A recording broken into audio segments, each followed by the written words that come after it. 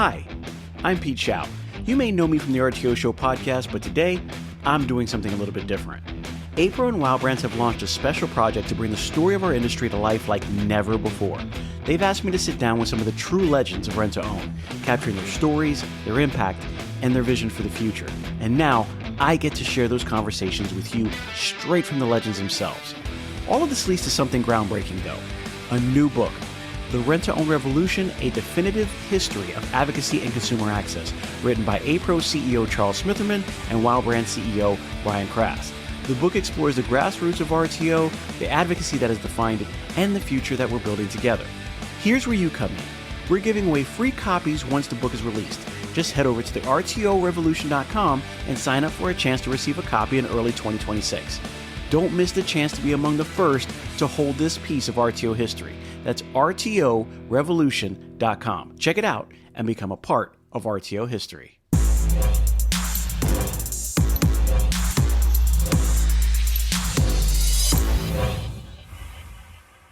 Hello and welcome to the RTO Show. I'm your host, Pete Shau, and today I've got two CEOs that have a lot to talk about. Now, if you didn't know, we have a book on the way, and APRO and WOW Brands together have made this book. I've got CEO Ryan Kras, I've got CEO Charles Smitherman, both of them here to kind of tell us more about it, where it came from, what's the importance of this book, and more how you're going to learn about it and why you need to really know about it. So, Charles, Ryan, how you guys doing today? Great. Doing good to be great. here, Pete. That's good. So, I always say this, Charles, and it's always one of those things, guys. You got to understand this. Charles Smitherman, JD, PhD, and CEO. It's a list, Ryan. It's a list that we make happen. And then Ryan Kras, who's not short of initials on himself, CEO and CTO of WOW Brands. Doing a great job. Whatever you want to call me, man. But I will say that a lot of times now, WOW Brands is coming up in some conversations. I don't know if you agree, Charles, but it's coming up quite a bit lately. A lot of people are using WOW Brands, and rightly so. So, guys, I want to talk about the book. Charles, help me out with this long title book and the amazing book that we're going to have from APRO and WOW Brands. What's the name of this, and where exactly did the idea come from? Well, after we finally landed on the RTO Revolution, the definitive history of advocacy and consumer access. It's a lot, but I think it kind of gets into really the motivation for the book, really why that we wrote this, and really going back to the original conversation. I'll tell you, the idea of doing some type of a history project's been out there for a while. And understandably now, after we're at the end of it, I can understand why no one picked it up and wanted to do it yet. But with that being said, Ryan reached out to me with the idea. Well, the pitch wasn't just, hey, let's write a history of RTO. It was, hey, there's a lot going on in the world with AI and with the way narrative control influence is being done. And so he pitched me. I think as soon as I saw it, I was like, yep, I'm in. Let's do it. Ryan, what, you want to talk about it? That's absolutely right. So, I'm going to come at this and give you the nerdiest answer in the world. So let's just start with that. For me, we're in an interesting time, I think, in technology and information and all of those things. We're at this weird or unique spot, and I'm going to compare it maybe to an encyclopedia 30, 40, 50 years ago. So if you're over 30 or 40, you know what an encyclopedia is. You open up with the encyclopedia, man. He went down to the encyclopedia road. I don't know how else to explain it. You opened up an encyclopedia. You wanted to learn about a topic, and you would learn about it. If it didn't exist in the encyclopedia, what did you do? No, Ryan, it just didn't exist. It didn't exist. Yeah, it didn't. That's the point. That's the key to all this. If it doesn't exist, the narrative and the story doesn't exist. So why are we talking about this now? Well, if you go online, it's one big directional bet. First off, there's a big assumption on my part that AI is going to just continue to eat the information in the technology world. So just starting with that, I think, we sat here 3 years ago or 2 years ago, we talked about this. There was 10% adoption rate. We're talking 50, 60, 70% adoption rate today, and it's not going to stop. The point of this and understanding what AI is, AI is a prediction machine. It takes the first 5 words and tells you what the 6th word's going to be. In the case of RTO, if there's no story to tell, there's no history, there's no documentation online, there's no narrative online, there's nothing to tell. What ends up happening is you just recycle whatever exists out there. It doesn't matter if it's good, bad, right, or wrong. It doesn't matter if it's a crappy study from 30 years ago. If there's no data out there and there's no story and there's no narrative, that's what's going to get recycled. Well, that's what I want to get into today. That's what I want to get into because I am curious as to where we... So first off, is this the first book that you have two authored, or Charles, have you written a book already? So I did one as part of my PhD. It took me 3 years to write. This was before we had a podcast and someone that could go out and help us do interviews. It was before AI could help organize all those data points, and so that was a big project. So yeah, this is something I had a little bit of experience with, but really much different because that was a good 20 years ago, and that certainly was not a bestseller. Publisher, as soon as I got it published, I got my author copies, and I got a letter saying that they had declared bankruptcy, and it might have been because they. We're not going to find that book in Big Lots, guys. That's just the way it goes. So, Ryan, is this the first book you've been a part of as far as creating? It is the first book that I have been part of, and probably the last book I will be part of. This is a lot of work. I enjoy the research, but I'm barely literate, so the writing part is not the best. He owns a tech company, guys. Don't believe that. But what I will say is it's literally built by two different sides. I mean, you guys do have two different viewpoints on this. Now, one is APRO side, Charles, where you come from, where there is a long-standing history on the other side of advocacy when it comes to the RTO industry. And then Ryan, you're a little bit more of a newcomer where you're more on the tech side and how to get things into people's homes versus where the APRO side comes from. So there's a big dichotomy there. But it works. Now, we've included a lot of RTO pioneers in this, a lot. And I would know because I had to talk to a whole lot of them. But I would tell you guys that it was some amazing stories and some of the history that went into it. So before we talk about exactly what's in the book, why is this important that this book exists at all? And I think that's what you were touching on, Ryan. Like, what was you guys created this. We know that there's a narrative.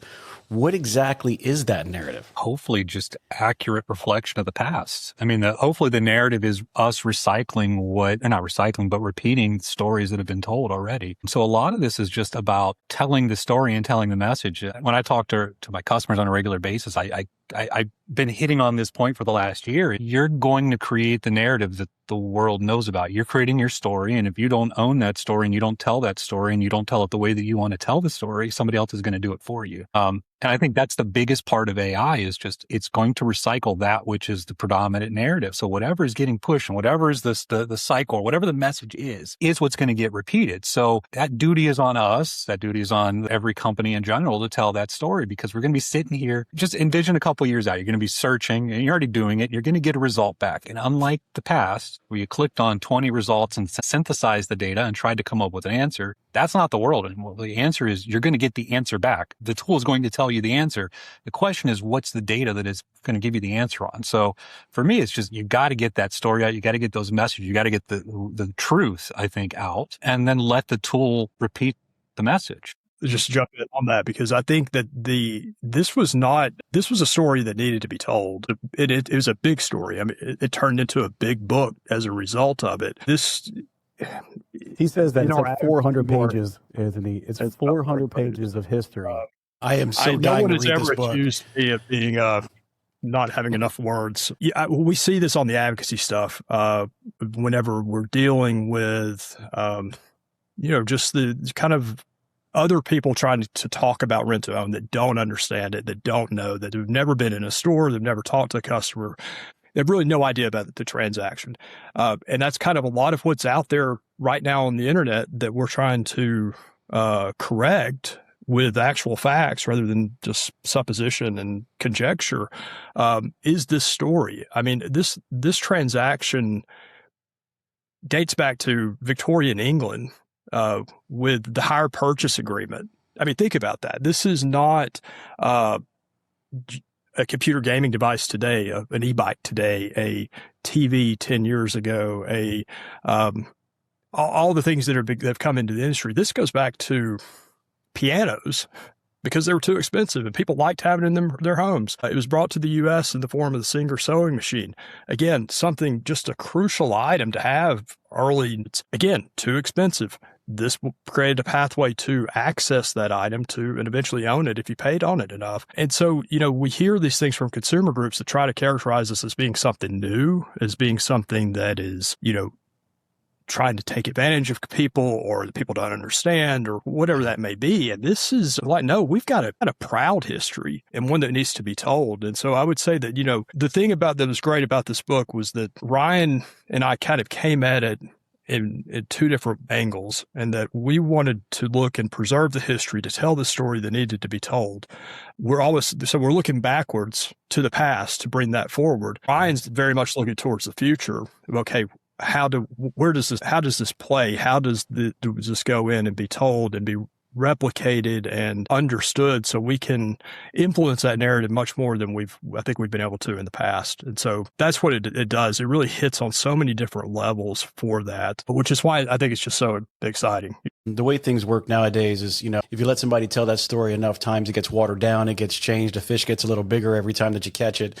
And before you know it, it's not close to the original. And I love the idea of being able to write this down in a specific spot so that there is a reference point to say, this happened at this time. This is who was affected. This is how we got through these problems and past these hurdles and through this legislation and how we got these new ideas and who we got it from, so that nobody can take that away. It is now going to be a definitive idea of exactly what happened and when it happened.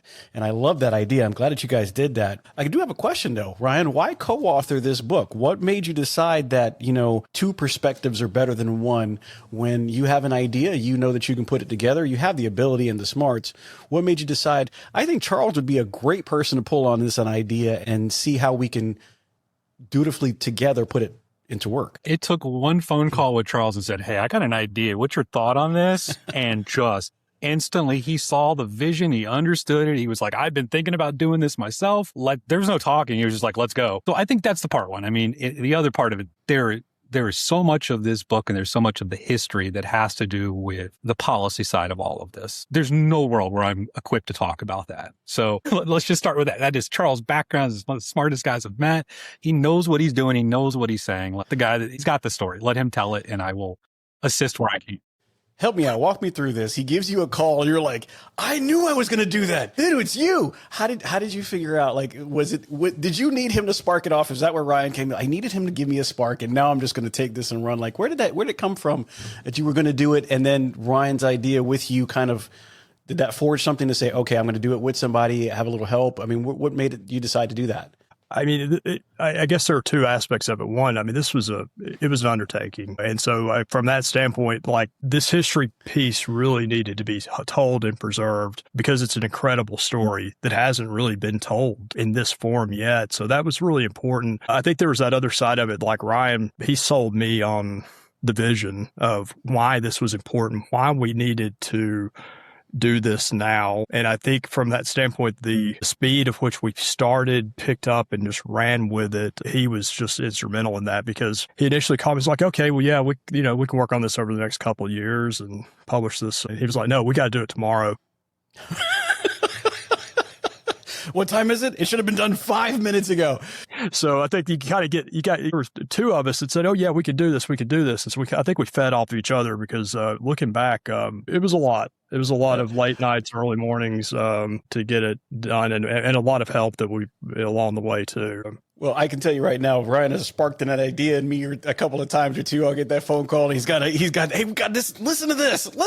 And Anthony, listen to this. It was really good. So was there something politically, economically, culturally that something that hit you, Ryan, besides just the AI? Were you watching like TV one day and said, you know what, I can tell by this new information that this is the right time. This is when I need to call somebody and say, sound the alarm. Let's make a book. Yeah. I mean, I lived through 2005, 6, 7, really the search engine boom, like 7, getting in 2008, 2009.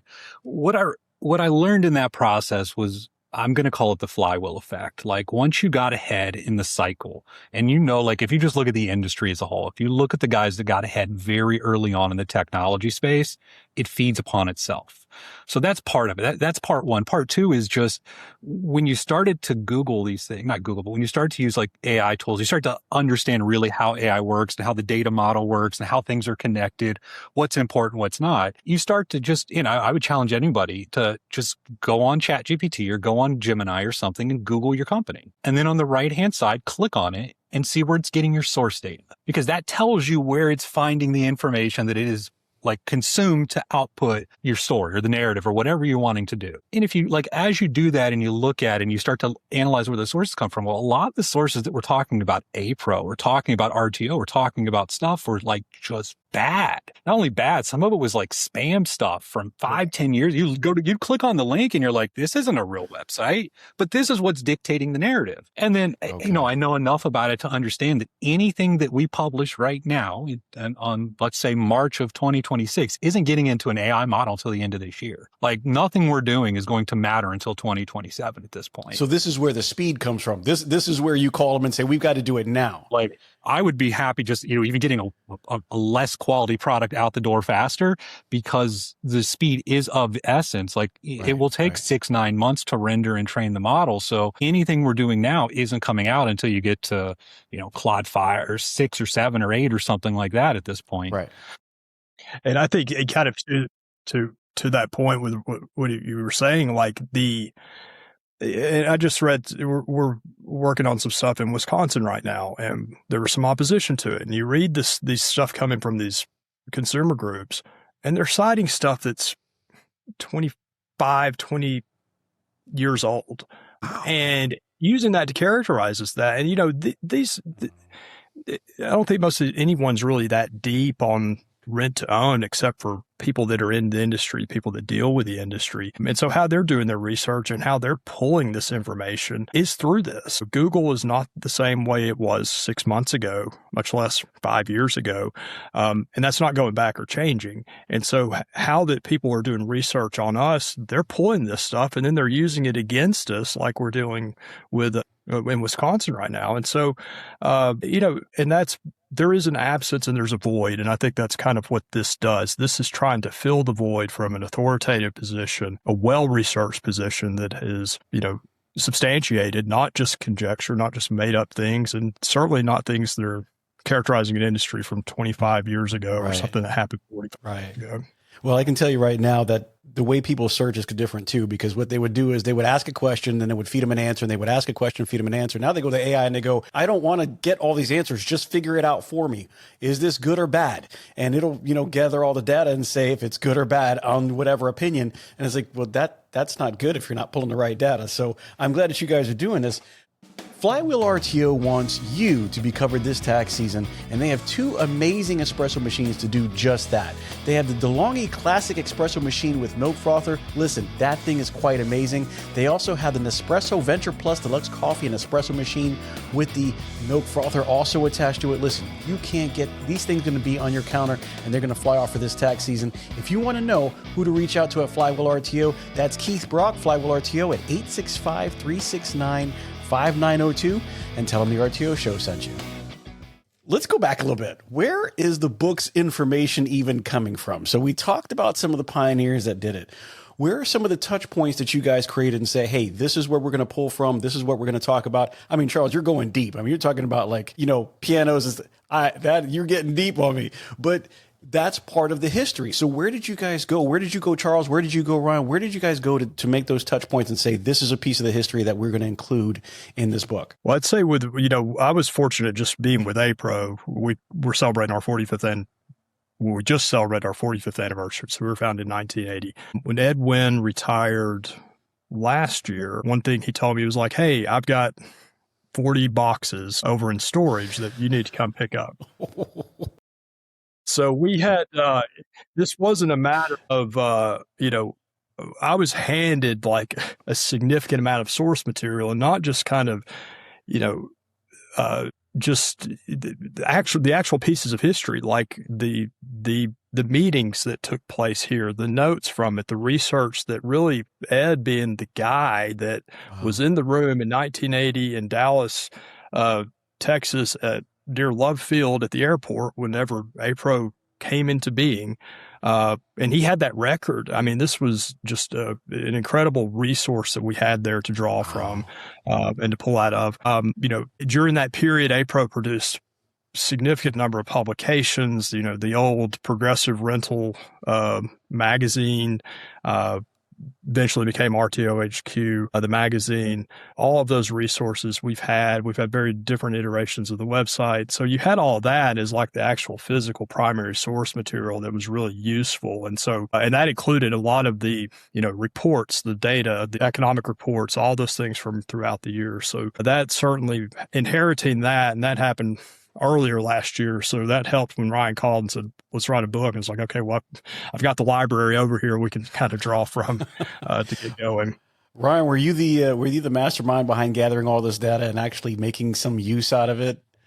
A little bit. What I would say is I started about a year ago. This is just for like WoW brands or marketing purposes, was I wanted to consume 100% of the information I could get on the industry. So smart. About a year ago or whatever, however long it goes. I mean, I've transcribed every podcast, every YouTube video, every financial every earning transcript, every APRO magazine. Nice. I mean, I've consumed 100% of the data, put it into kind of a custom AI model that we're using for extracting information, being able to just internally be able to ask questions, understand, like, I need the full data set of what's there. And what I realized really quickly was there's no data. Like, I mean, I've got some data. I've got everything that's available, but it's not a lot of data. Like, there's a lot of holes in the story. So it was a hell of a lot of searching and, using AI to do research, trying to find this data, trying to figure out where it's at. And listen, I mean, Charles got kind of the crap end of the book here. He got all the hard chapters and I got the easy chapter. Well, you know what? I think Charles had it all on VHS and like 8-track. That's why. You say that, but we did. He's like, no, that was a real story. So how important was it now? Because I know that, we used some information from the legends who had actually helped start this industry. How important was it to the both of you to have their recollection of what happened and their time frames going far back as the early 70s, we're going to say late 60s, early 70s, as they transition all the way up through, the Henry B. Gonzalez, the IRS situation, APRO kind of getting everybody together when there was nothing. And like you mentioned earlier, Ed Wynn was kind of there in the very first meeting, kind of going, hey guys, we've got to structure this in a way that we're respectable. Like, how important was it to have those interviews also involved in this book? I mean, I think it was crucial. It was one of these things that we, this project hits on so many levels. Like this video series that hosted by Pete Shau, RTO podcast, it was something we needed to do anyway. And I know you had done a little bit of this with some. We had the opportunity here to, one, preserve it in like that type of a collective format, but two, just we still have enough people that were there to tell the story. I think one of the downsides of doing any type of history project is you're always starting a day too late. It's kind of like and I think we reference this in the book, the idea of like the best day to plant a tree was 20 years ago. The second best day is today. And so while we have plenty of legends that we were able to interview for this, and we still have more that we need to interview to add to this collection as it stands. We lost a lot too. And so that was, and that just, if we had started 5 years ago, we would have been in the same place. Had a few more that we could have talked to, but then there were still some that we didn't get to. And, but having them tell those stories, because these people were there, they were in the room, they lived it.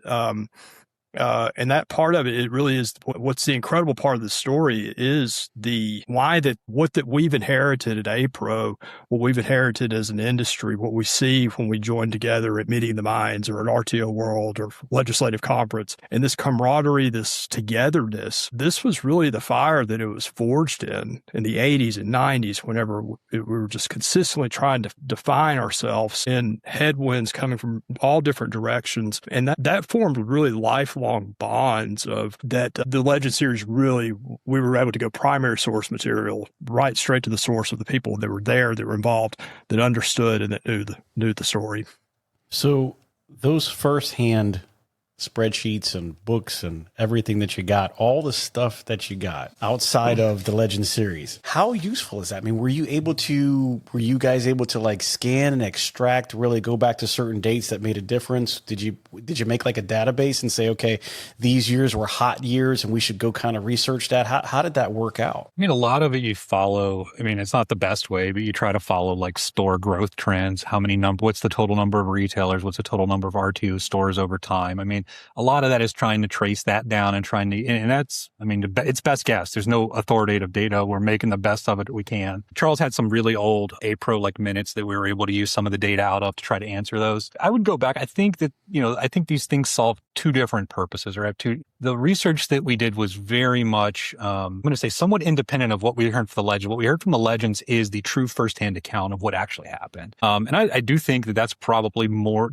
I would say the legend series is more important than the book itself. The book itself plays the role of, let's be the source-based knowledge that we hope that things build off of.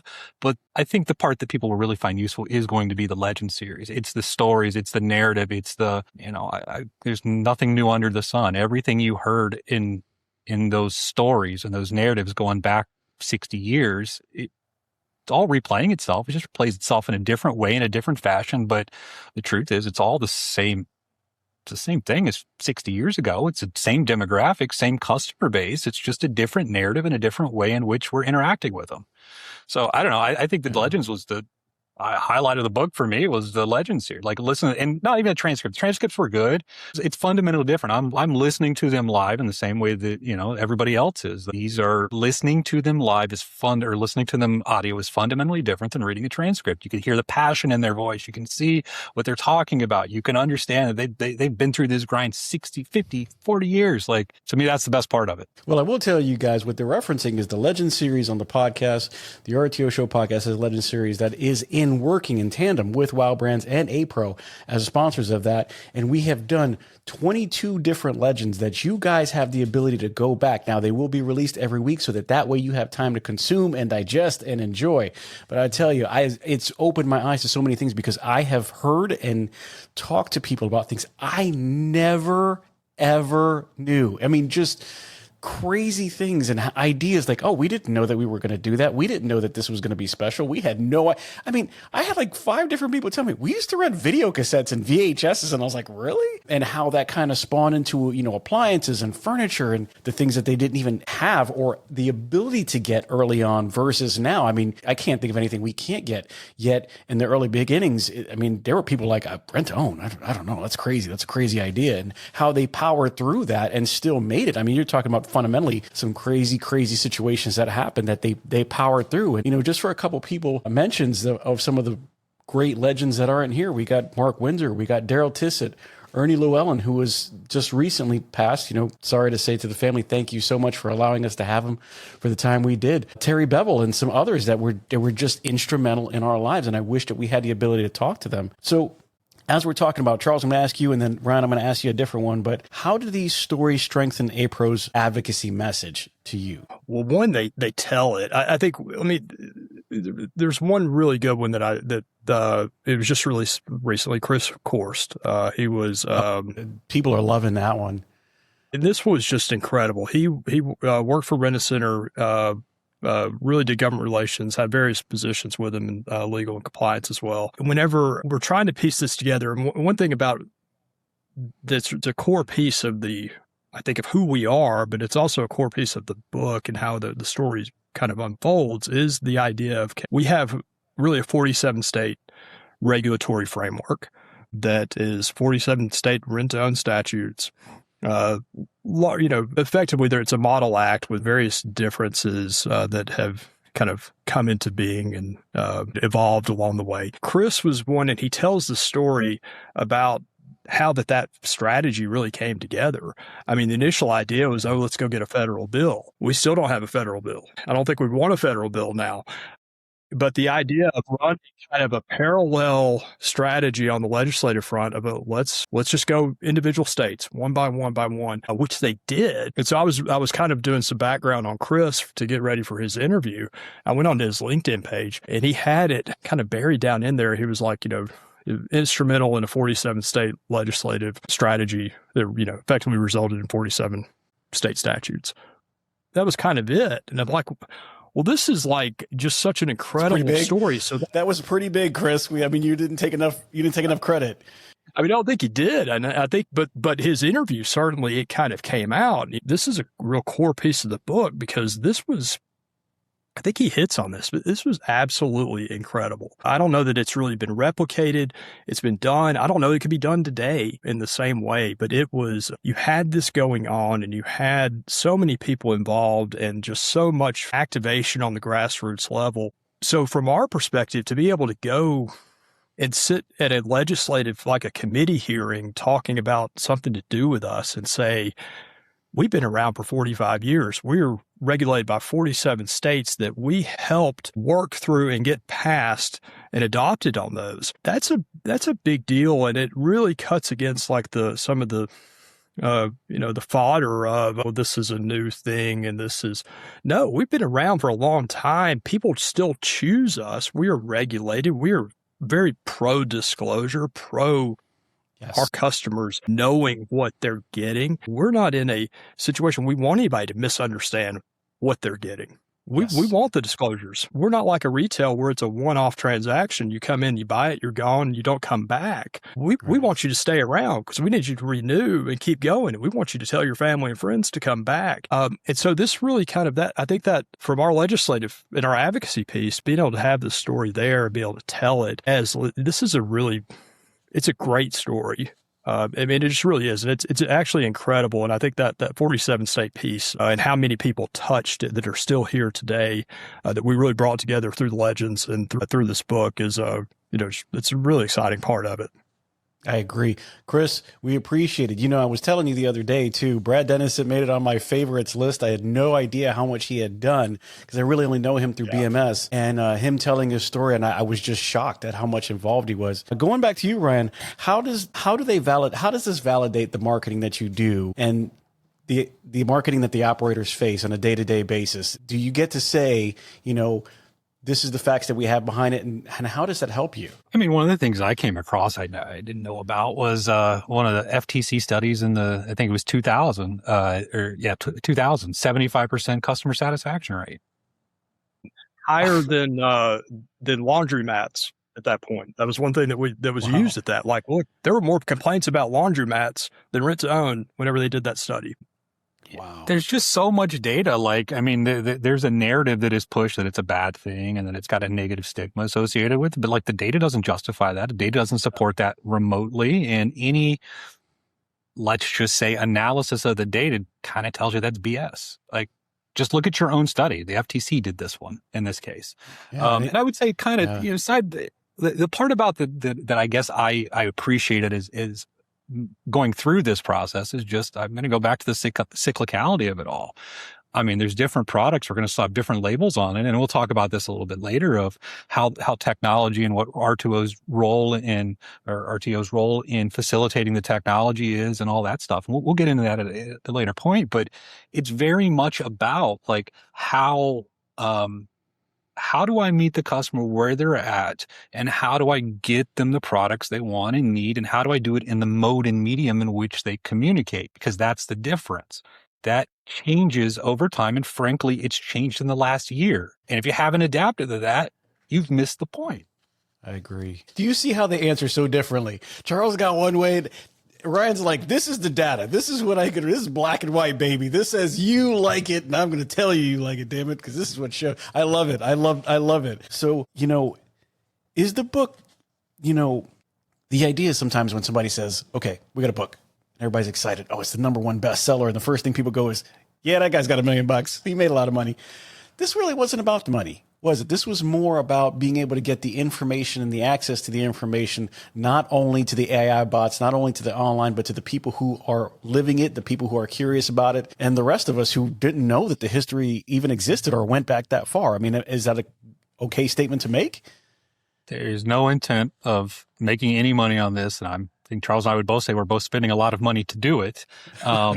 This is an investment. This is a 5-10 year investment at the end of the day. The reality is this story has to be told. And if we don't tell it, we're all going to face the consequences of that. I mean, the reality is we have to get this narrative out. We have to be able to put out accurate and factual data so that the tools that are out there can help make rational decisions. It's our job to present that information. And if we don't present it, somebody else is going to, which is where we've been at so far, which is other people are telling the story, not us. Yeah.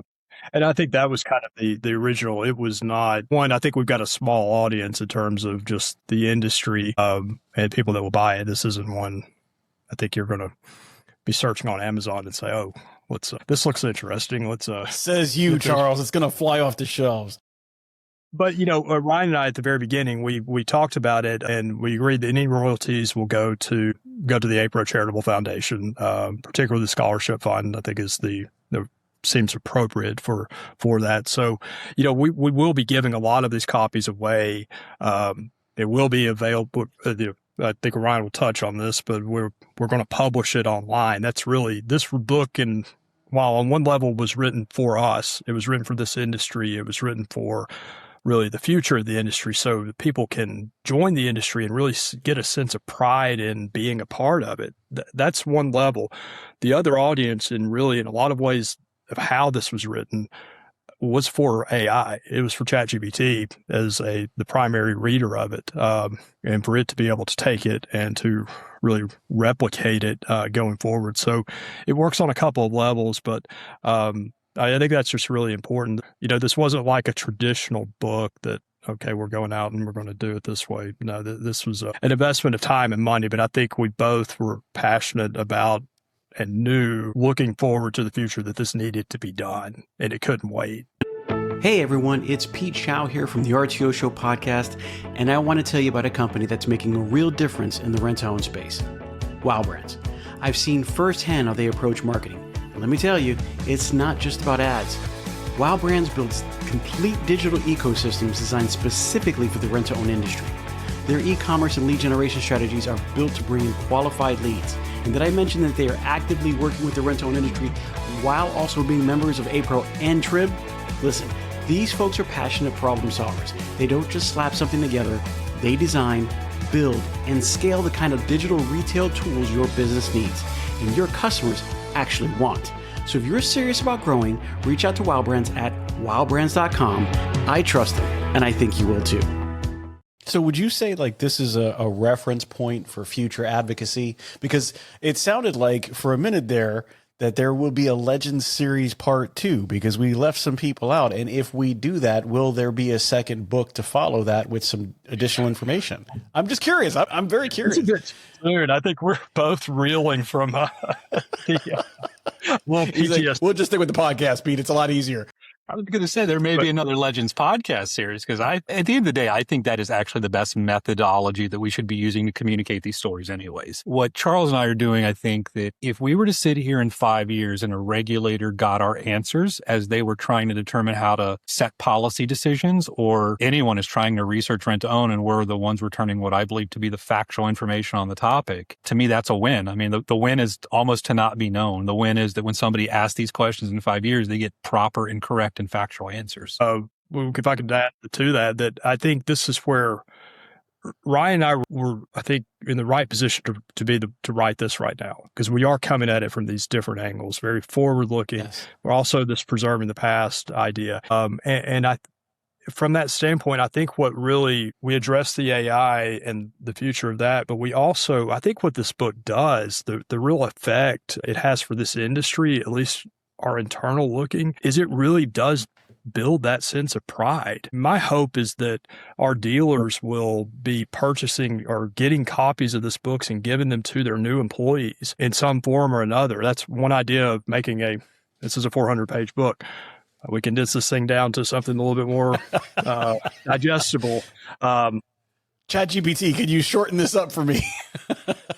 So, but I think that, if I'm a new RTO employee and I'm coming, I don't know anything about rent to own. I don't know, I know right. These stores I've seen around, but if I come in and I know, hey, look, I'm joining something just so much bigger than what I see here in my town, in my store. I think that it really, that's going to be an effect of this. At least my real true hope of it is that the people will you should be proud to be a part of this industry. And if you don't know it, then this tells you why, and it really opens that door. So I think that there's a need for that, and I think this really hits on that level as well, as in addition to everything else that we're addressing with it. So I mean, it really does fit in a lot of ways, and I think that was the value of both Ryan and I being a part of it. We saw those different angles and how that we could use this to effectuate that. So I mean, if I said this statement, this book is as much for the future of RTO as it is the past, that is a true statement. I hope this serves as something that resembles a foundation that other people will build off of. Like, this isn't the end of the story. This is us trying to give an authoritative answer to what has been. But I mean, what will be is going to be defined by the industry, and they're going to have to tell that story, and they're going to have to get their message out. That's dealer to dealers, company to company. For both of you, do you expect anybody to, now that you have done it and broken the ice, do you expect to see any other books on the horizon? Do you think somebody might actually follow that lead and write something about the RTO industry?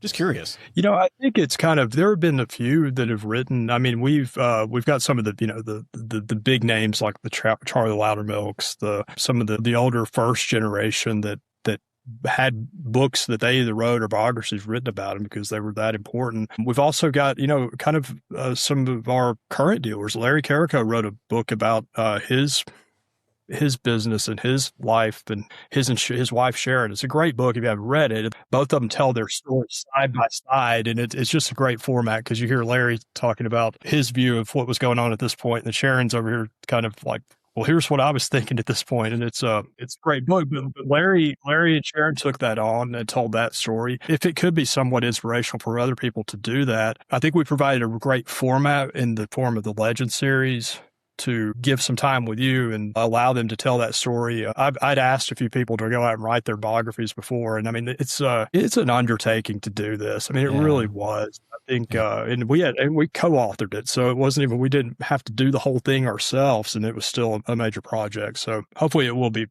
I would say that makes you guys experts now, right? You guys are experts on rent-to-own, at least from today going backwards now and writing the future. Talking about experts, how would you define an expert in this situation, in this industry, when there's so many contributors to this? How do we define somebody who's like saying, is it just the time of length in the industry, or was there something that made them experts as far as the people that you decided and the people you focused on? What was it about them that you two decided these are the people that I want to go to for the first selection of the Legend series? I mean, I think part of it was, it was easy to see who and where we laid out an outline, and we knew what pieces we needed to kind of have answers to and to fill in and have some of those stories told. And so I don't know that, there were some stories where people, this is a collection of contributions. It wasn't one person. You could not identify, this is Mr. Rent-to-Own, and without him, this wouldn't be what it is today. There are dozens of, perhaps hundreds of people that without them, this wouldn't be what it was today. You've got the obvious ones. You've got the Ed Wynns. You've got the Bill Keeses. You've got the Chris Course. You've got the people that were in the room in 1980 when APRO was founded and saw the need for this association and the advocacy work that it was able to help drive over the course of the following 45 years. But there are plenty of other stories where people made their contributions. And I think that, it's a bit cliche, but this was a huge team effort to get it to where it is. And there were people, whether it was new ideas, the Waylon Russell interview is one that comes to mind, where Waylon's impact of his, of bringing really the computer to rent-to-own, and he, him making his employees learn everything on it so they would be able to understand it and to understand the need and to sell it. And there are just, this is the problem. We only got 22 interviews. We could have done 44. And it's really a time limit, I think, of how much we could do. And we were trying to write the book at the same time as, hey, Pete, where's that transcript? We need it. I'm working on this chapter today. And, and so, look, I think that's needs to continue. There are plenty of those stories that need to be told and preserved. I think what's going to happen, Ryan's going to build an algorithm for the next 20, and he's going to say, like, how many stories? When did you do it? When did you start? Are you second generation? He's going to figure it out. I can just see the wheels turning as we're talking right now. And Ryan's like, yeah, we got this. We got this all set up. I wish I could have done that, man. It would have been easier.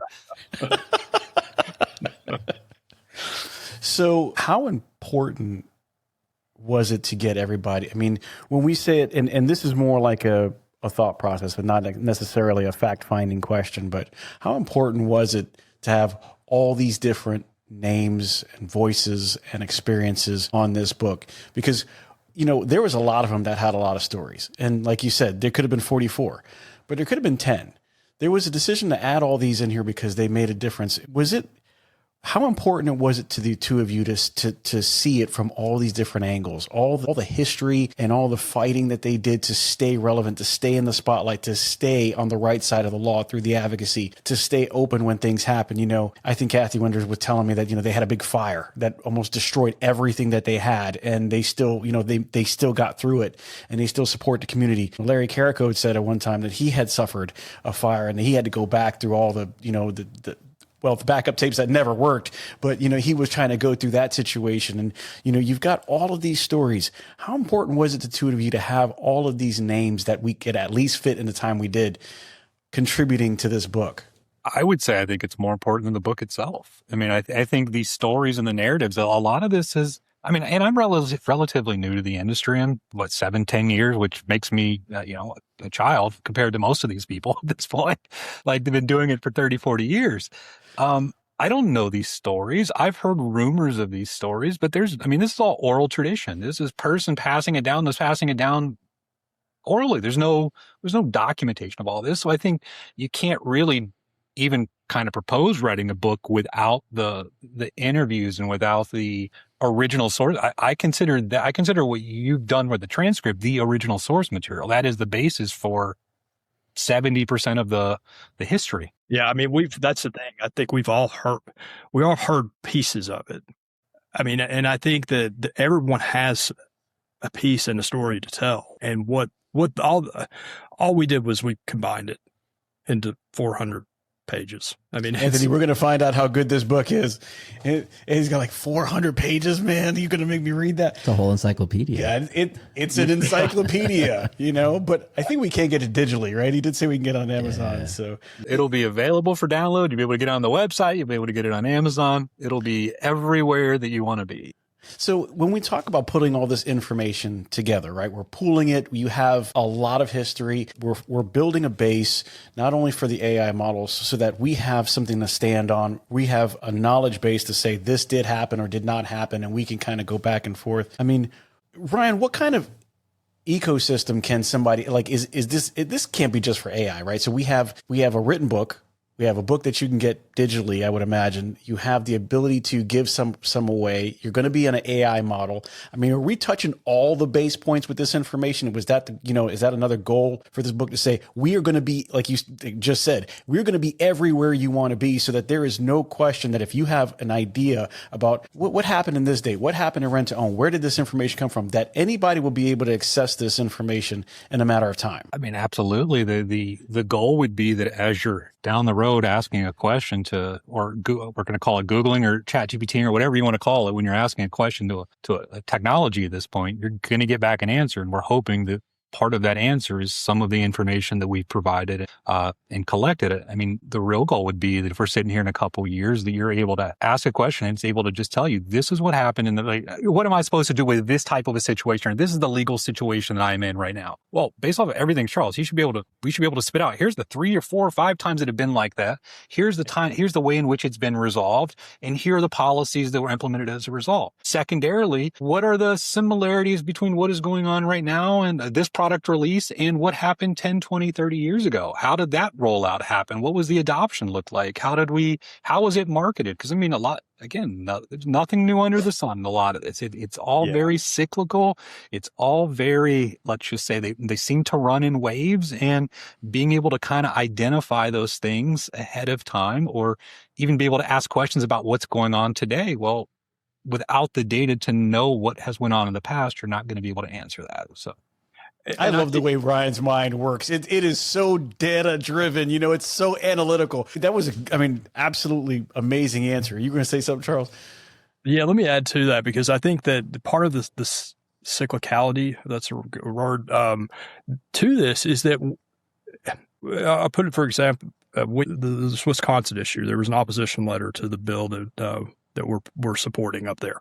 This opposition letter literally could have been written in 1980, and it was the same tired, false narrative and facts and distorted facts and just everything that comes out. RTO's disguised credit. No, we're not. No, we're not. You can return the item at any point. RTO should be subject to an APR. No, we shouldn't. An APR is defined as the cost of borrowing over a fixed term. We don't have borrowing. We don't have a fixed term. Some of these just tired old arguments that we've been dealing with over and over again for the past 45 years since we've had the regulatory framework and been promoting these things. It would be nice to stop those. It'd be nice to have, at least in this format in the various vectors that we're trying to introduce this information from the book, from the stories, from, some of the other things that we're doing right now with putting this data and information out there, where we kind of could do away with those. That would be the dream here, is that not to have another opposition letter on something we're dealing with in 5 years that says RTO's disguised credit.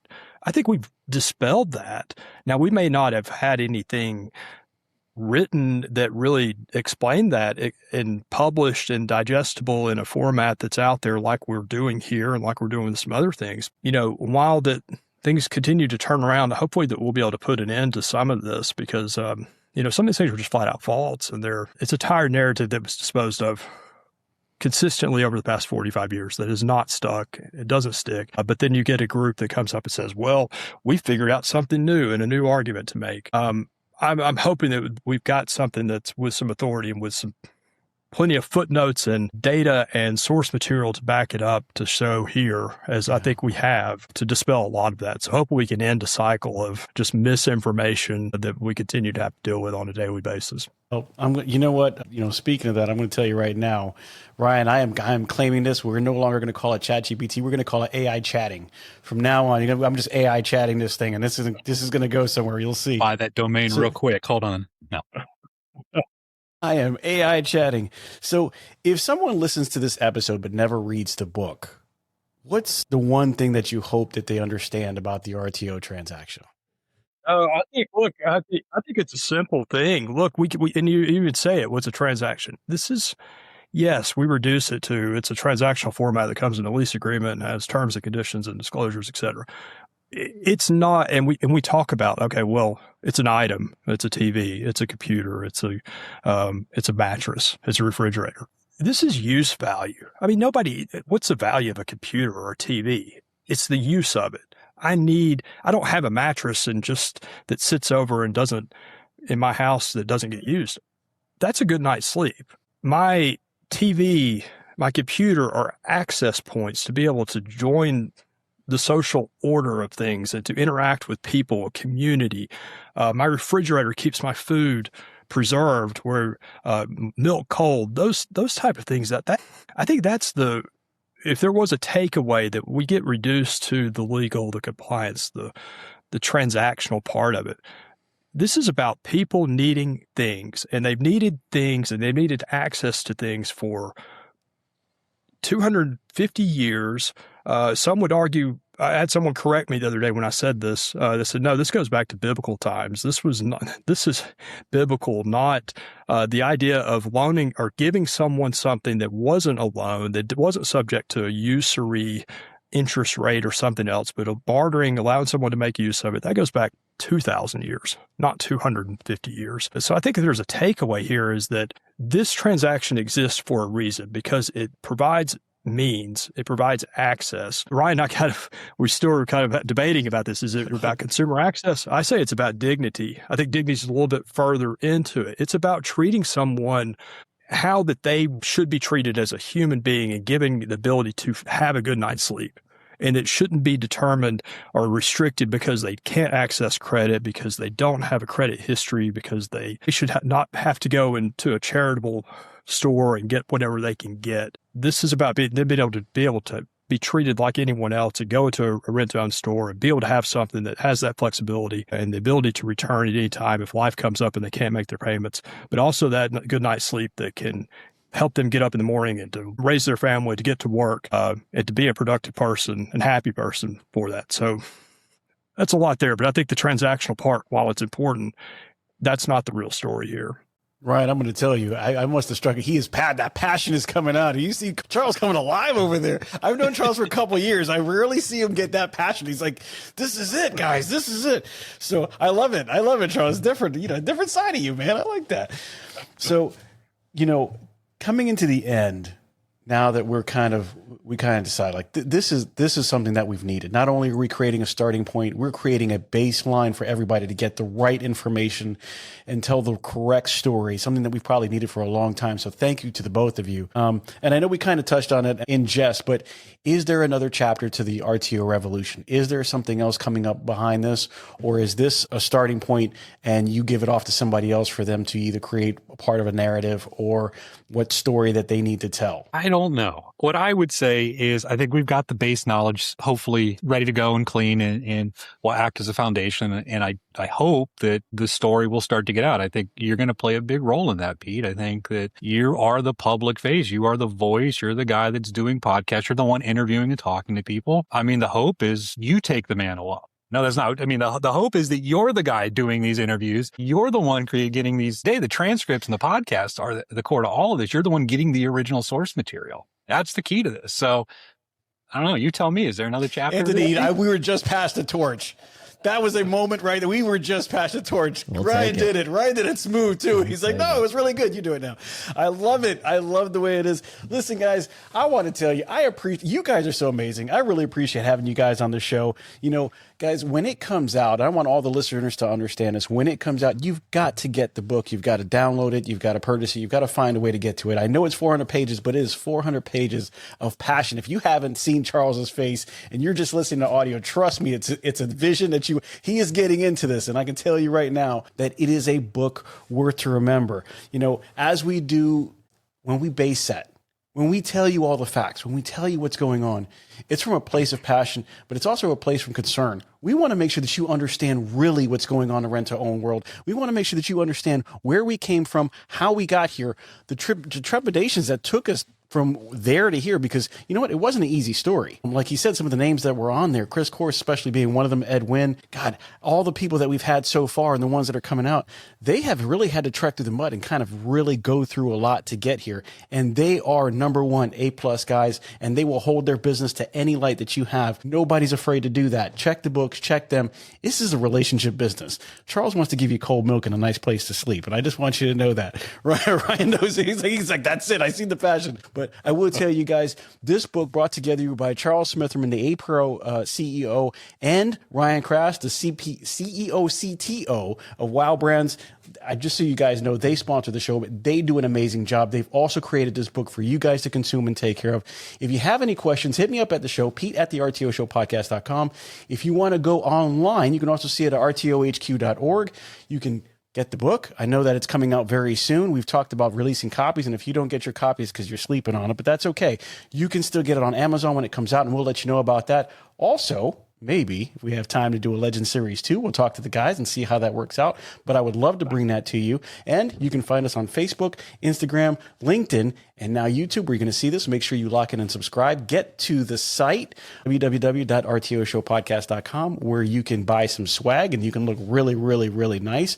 Also, Charles, Ryan, I don't know if I'm going to see you there, but Charles, I'm going to see you at LegCon coming up pretty soon. LegCon's going to be amazing. We have something on the website. If you go to the website, scroll all the way down, you might have the opportunity to get a chance to be a fellow of the podcast, and we would introduce you to DC. And we're trying to hit a number of things in DC, and that's the 100 number, guys. You should be there. If you haven't been there, I encourage you, hit up the podcast. But if you can't, go with whoever you have. It's going to be amazing things so that we can have these discussions where, maybe something happened at LegCon and we got to get in the next book. So what I will tell you is thank you so much. Wow Brands do an amazing job. I see them I literally see them everywhere. If you don't have Wow Brands, you need to get there. And I tell you, Charles, I appreciate it. Ryan, I appreciate you being on. I love the analytics. I mean, Ryan just he dissects it with a knife. I love that. Guys, any final words before we take off and we tell these guys they got to go buy the book? We appreciate you, Pete, everything that you do. Again, I think everything that you did with this Legend series was just crucial to, one, the quality that I think that it resulted, but also just the speed that I think Ryan and I were able to do to get this thing produced as quickly as we could. So we appreciate your willingness to be a part of it and the role that you played and all the help that you provided us to make this happen. I appreciate that. Absolutely. And Charles did a phenomenal job. He got all the hard chapters. So thanks for that one, Charles. And I would, I recommend the videos here. Listen to watching the YouTube videos. I throw them on in bed and watch one every day or two at this point. There you go. Well, we appreciate, guys. Thank you so much for being on. And I will tell you guys, as always, we appreciate it. So make sure you get your collections low to get your sales high. Have a great one.